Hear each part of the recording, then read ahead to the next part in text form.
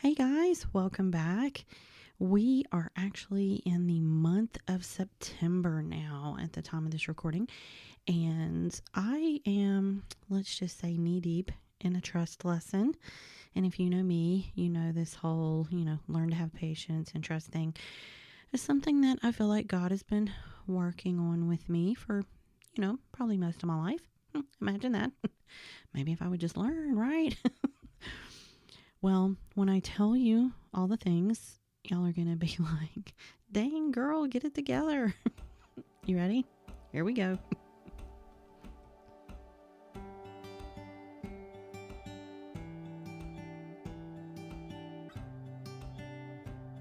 Welcome back to Soulful Wonderings, a space where we're exploring life's lessons, healing through reflection, and remembering that we are never alone on our journey.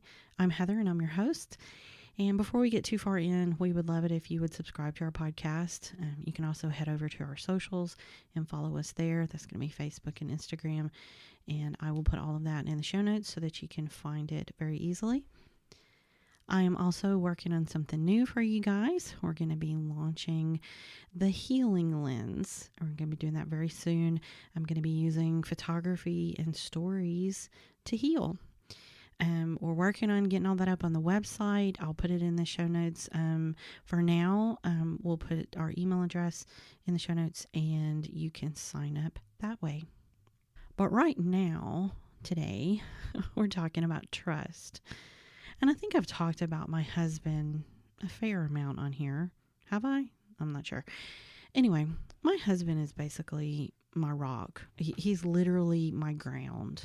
I can touch him and I can instantly move energy and ground, like I said, by simply just touching him. And as far as humans go, he's probably the one that I trust the most in my life, literally with my life. And when we go out shooting photos, which we do all the time, I'm forever wanting to go somewhere, he's always there with me. And he's just kind of making sure that I'm safe. And the truth is, when I go shooting, most of the time we do go together. It's kind of rare that I'm out on my own. And it doesn't escape me that I'm not sure how much he wants to go. Mind you, he is an excellent photographer in his own right, and he shoots as well. And I do think he enjoys it. Okay, don't get me wrong. But sometimes I wonder if he's going kind of to make sure that I make it back in one piece, or even perhaps that, I don't get arrested because I've gone somewhere I shouldn't have gone. Because, y'all, we don't have bail money. I'm just saying. And look, our marriage isn't perfect. There have been plenty of times that he's pissed me off, quite frankly, and I'm sure I've done the same for him. And we've had our moments, but I've never, even in those moments, even when I wasn't necessarily happy with him, I've never not trusted him. And some of these stories of me trusting him will actually be in our healing series that's coming up. So I don't want to give everything away. But he's I'm going to say he's been my savior more than once when we were out shooting. He has stopped me from stepping on things. He stopped me from, stepping in holes, things like that. He's recommended a different path because the one that I'm going, which way should we go? Maybe we should go this way. And he'll say, you know what? I think that one's a bit dangerous. Why don't we go this way? There have been times that included a car. I think more than one that included alligators. And seriously, I'm not here in the outback or anything like that. It's just the places that we go. We go outside, okay? We go places where there is nature and there are things. And I mean, things can happen. But one reason I just never worry when I'm shooting is that I know he's watching. Always. Even when he's shooting, it's like he never takes his eyes off me for very long. For example, I have a friend that, we have a friend that we saw at an event one time. We just happened upon her. We didn't know she would be there too.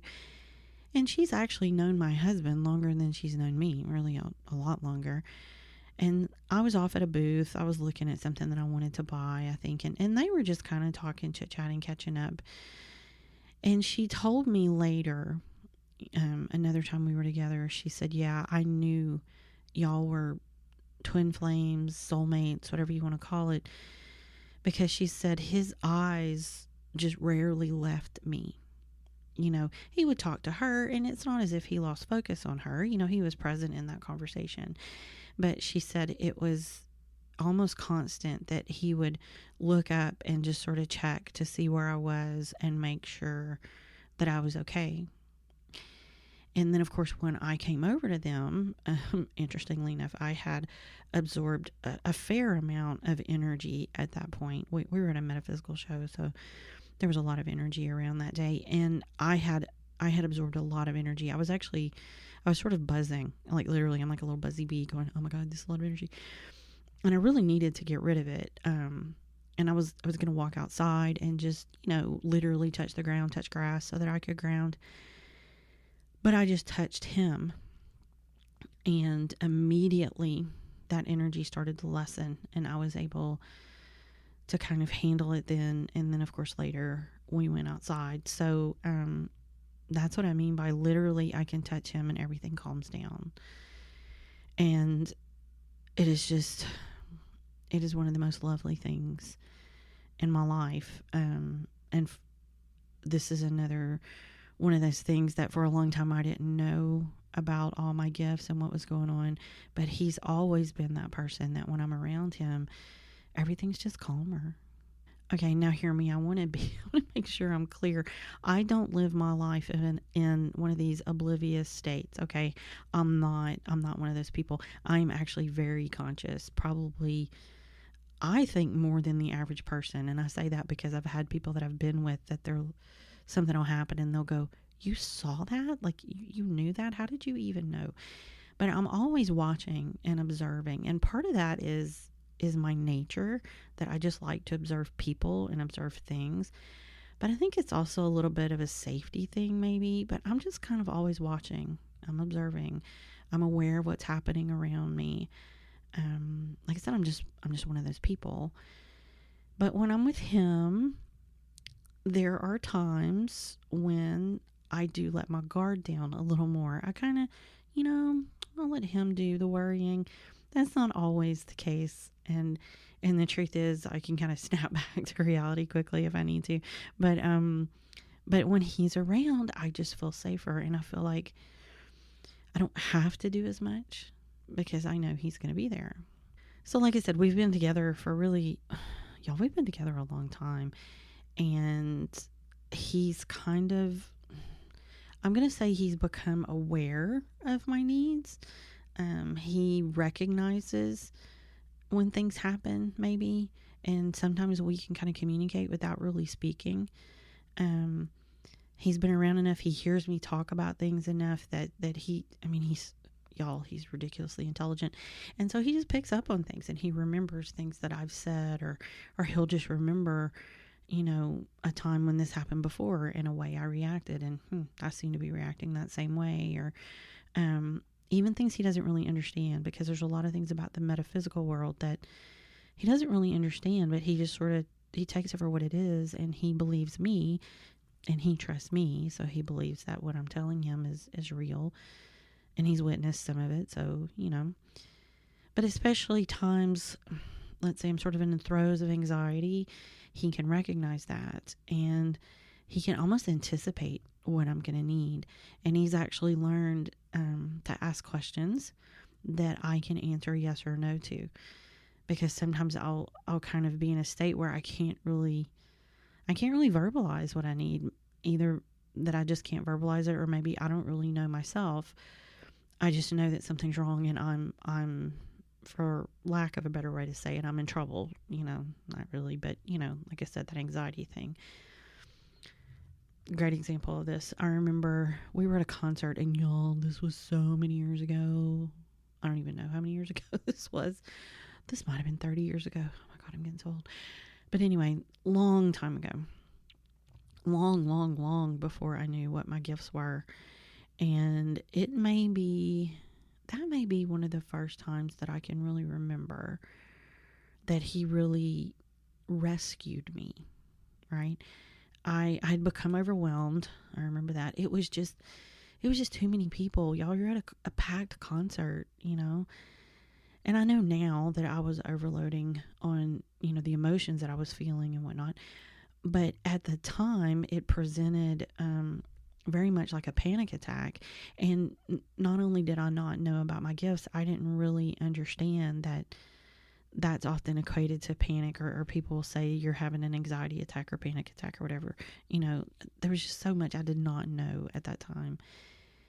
And he just kind of looks at me and he says, "What do you need?" And I couldn't answer him. I'm just sort of staring at him, shaking my head, I think. And I'm one of those people that I can often control my mouth, but I can't control my face. It's just, my face is using its outside voice most of the time.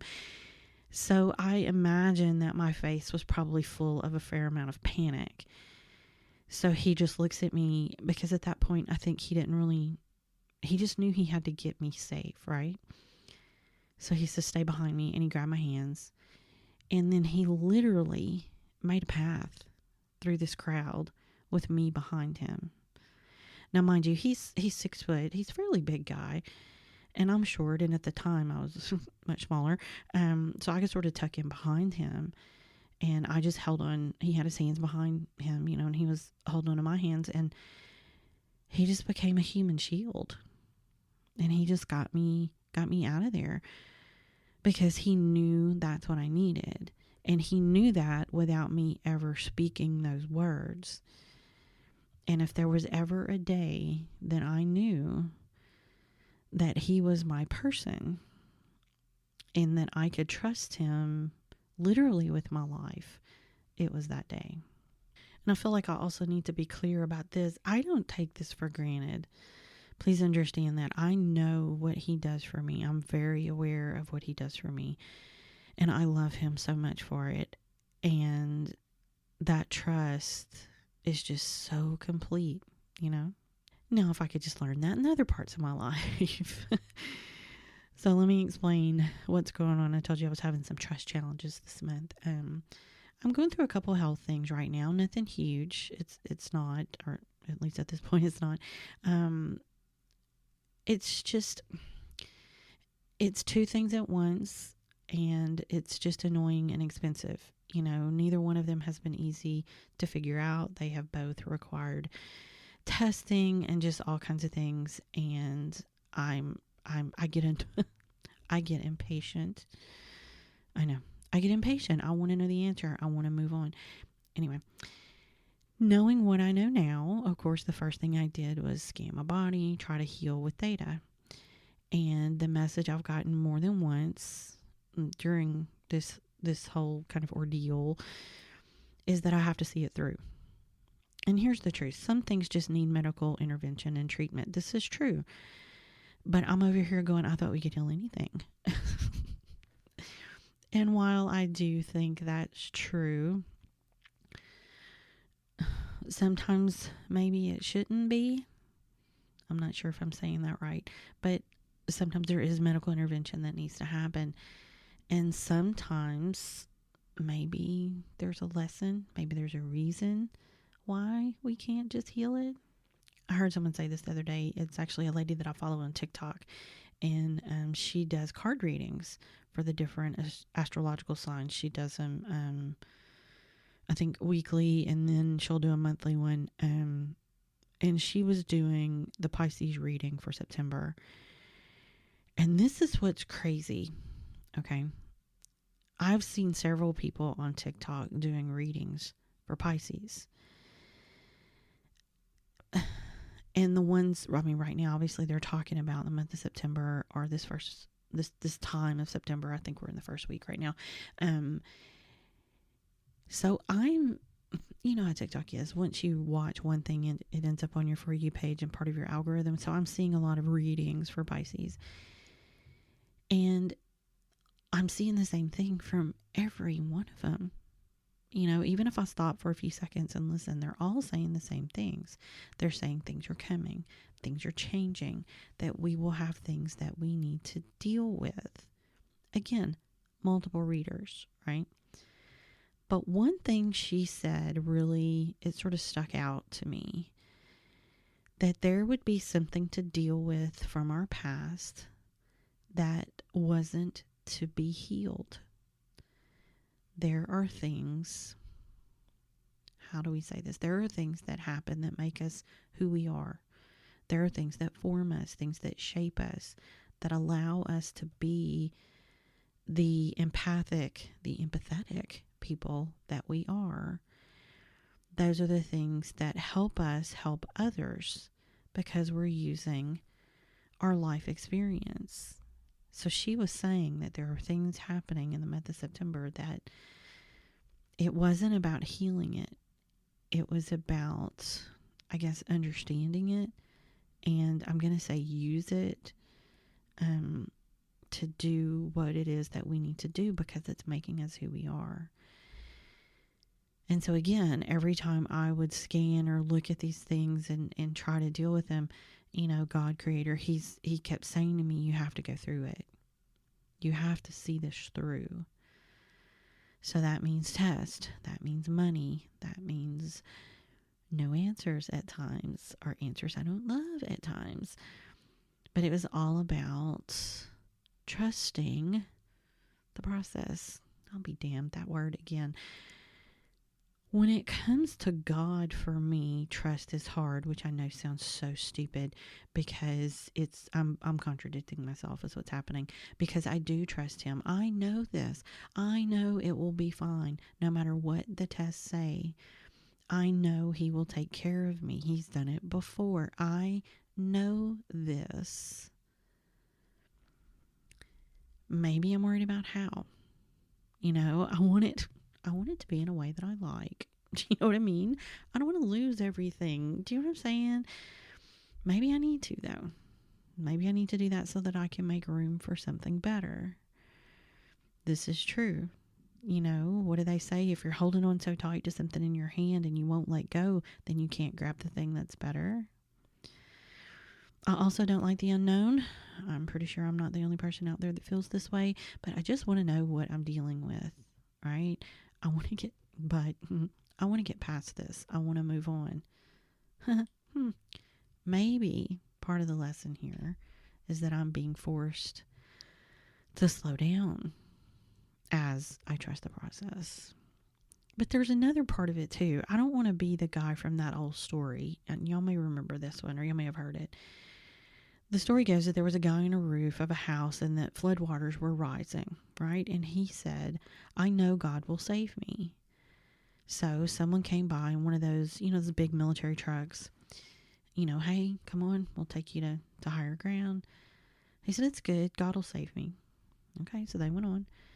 And then someone came by with a boat. Hey, come on, we'll take you to higher ground. He said, it's good. God will save me. I'm good. So they went on.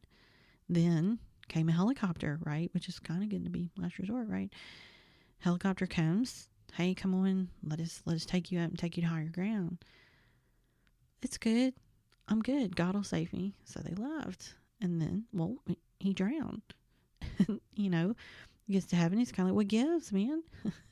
You said you'd save me. And God's like, well, I sent a truck. I sent a boat. I sent a helicopter. You didn't get in. And I'm kind of one of those people that I'm looking at the situation going, okay, I trust, but do I need to be doing something? That's the person I am. Do I need to be helping myself? Is there an action that I need to be taking? Am I missing something? Am I not doing something that is expected of me and I'm not understanding, so I'm missing what you're trying to tell me? But I'm also a little bit of a control freak, so there's that. So I'm left with, why is it so easy to trust my husband and just know that he'll be there and never question it? And it's so hard to fully trust God. And I say that, I think I do fully trust God. I think I'm struggling to completely let go and just allow him to do. Because I guess the reality is when I'm with my husband, we're often working together to make it happen, right? But with God, I'm just trusting that he's going to do what I need. And sometimes I don't know what that need is. How are we going to meet this need? How is this going to work? So why is that so hard? Why is it so hard to just let go? Which for me right now is the $1 million question, right? How about you? Is that a question for you too? So I invite you to stay with me to the next episode where we will get into trust more. We will talk about some tools and some ways to develop our trust and things like that. I think it's going to be a great episode, so I hope you will come back and join me. And in the meantime, listen to your heart and keep it safe.